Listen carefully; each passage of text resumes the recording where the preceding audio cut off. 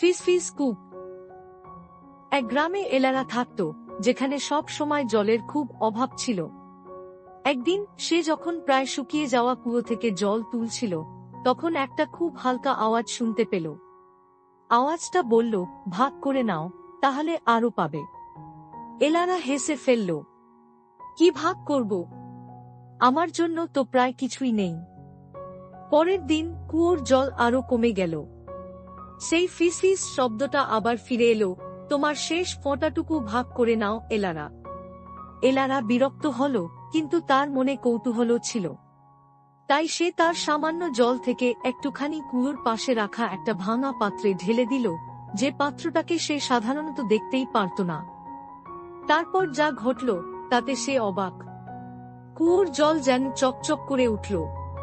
সে আরো এক বালতি জল তুলল, আর দেখল সেটা আগের চেয়ে ভরা।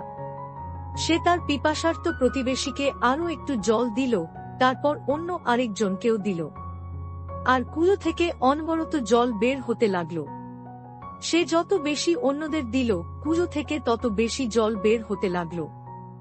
গল্পের শিক্ষা, অনেক সময় বেশি পাওয়ার উপায় এটা নয় যে যা তোমার আছে তা লুকিয়ে রাখবে, বরং তোমার কাছে যা সামান্য আছে তা মন খুলে অন্যদের সাথে ভাগ করে নেওয়া।